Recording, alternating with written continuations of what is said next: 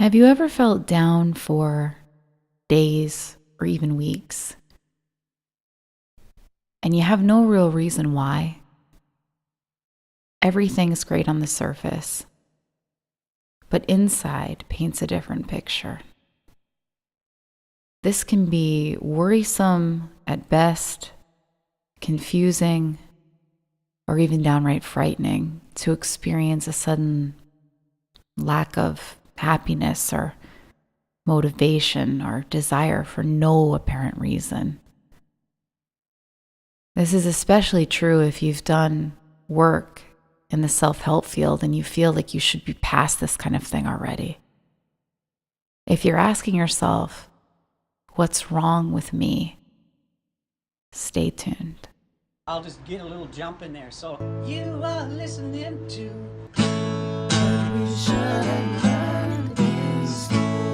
something like that.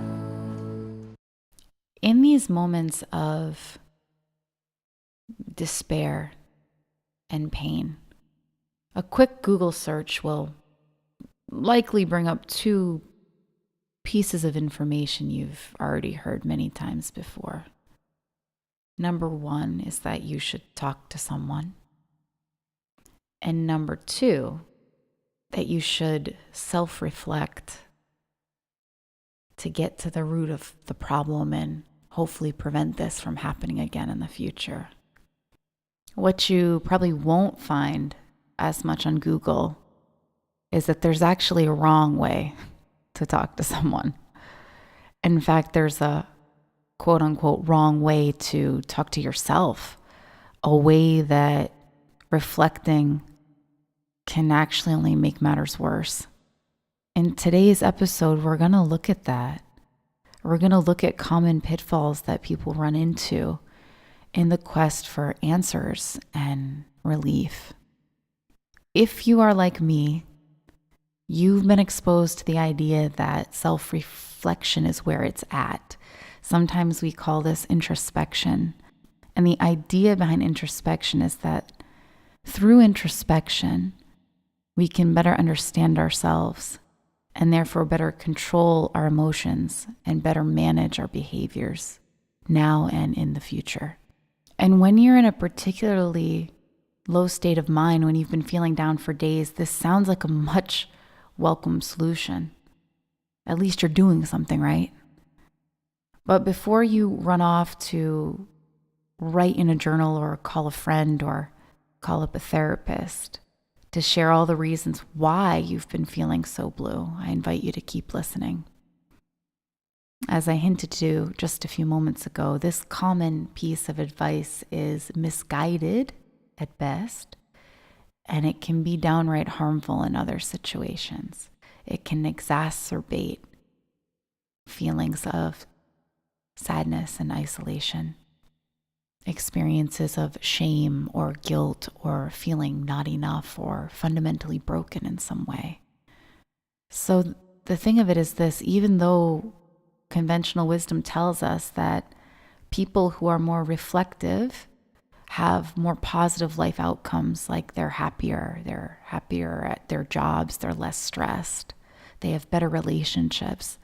These are all things that you probably wouldn't bat an eyelash at if I told you them.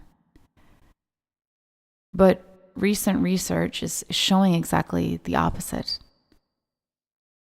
And in fact, a conversation, an understanding for being human that I was trained in just a few years ago was showing exactly the opposite as well. But we can stay with the research for right now.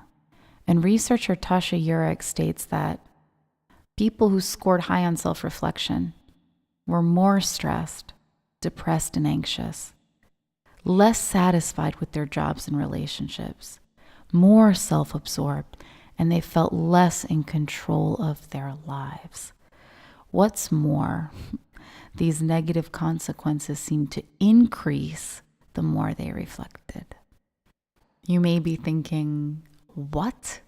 Especially if you've been trained in psychology or counseling or another helping profession. You may be thinking, what in the world is going on? That cannot be true. But stay with me here. Traditional introspection is most often centered around asking the question why. In fact, when I think of introspection, I think of a person laying on a couch facing away from a therapist, and the therapist asking, and tell me why. Why do you feel that way? Why is that? Asking why tens and tens of times. However, this is not just the stuff of comic strips. This approach still is used today in everyday life and professionally in psychology. How many times do counselors, life coaches, or well-meaning friends and family ask you things like, well, why did you do that? Why do you feel that way? Don't feel that way. You shouldn't feel that way. Why do you love him? Why do you want to move? Why did you have pizza for breakfast instead of eggs? In fact, I know some very lovely, well-meaning life coaches and counselors that ask the question why at least 3 times because they believe that gets to the real truth of the issue at hand. But the truth is, traditional introspection most often leads us on a wild goose chase. When it comes to our reasons why we bite our nails, why we like one jam over another, why we find one person more attractive than another, why we can't sleep at night, or why we feel depressed even. Our brains make it up, and we are none the wiser for it. It turns out that asking why usually does not get us in touch with our real reasons, our real motivations for thinking, feeling, or doing something. You might be thinking, well, what's the problem with this? Certainly in my work as a professional, there are moments in sessions where clients reach these reasons why they have done something or why they feel a certain way. And sometimes that explanation that's fabricated can create some relief in the moment. But it isn't a sustainable relief because the clients aren't looking in the direction of how their human system's actually working. They really are not aware of the illusory nature of what they're saying, the made-upness of it, if we want to make up a word here today. So introspection isn't all bad. Sometimes it can provide relief in a moment. That's true. If you're a counselor, you may be nodding your head with that.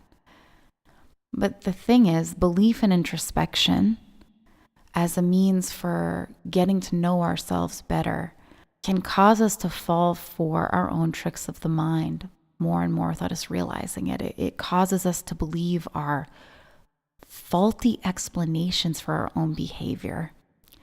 And this is a problem because that will prompt us to make inaccurate predictions of how we will feel and act in the future. Also, the introspection illusion can foster a sense of arrogance, of lack of understanding and empathy for others because we believe the conclusions that we make from our own self-reflections are more valuable than other people's. This can lead to conflict, discrimination, and most importantly, what I'm getting at with this is that introspection can actually create barriers to genuine self-knowledge and genuine social connection. So it goes against everything that we've taken to be true, everything that we've been taught in traditional academic programs for counseling or helping others. But sometimes traditional introspection is simply counterproductive. There is research I shared last week that, reflecting and ruminating on the reasons why, for instance, why we feel depressed, tends to only make us feel more depressed. It exacerbates depression. I would argue that it causes depression, that there's a thinking-feeling connection that we aren't as keen to talk about in our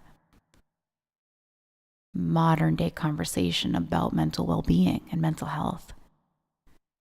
So focusing attention on something other than the egoic self is what I see time and time provide the most sustainable, the most impactful type of relief for people.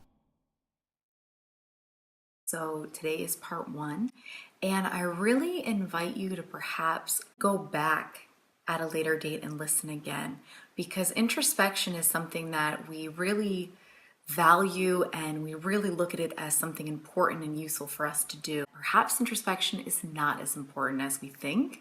In fact, perhaps it's harmful. And so when I'm listening to something and automatically I start disagreeing, I stop really listening.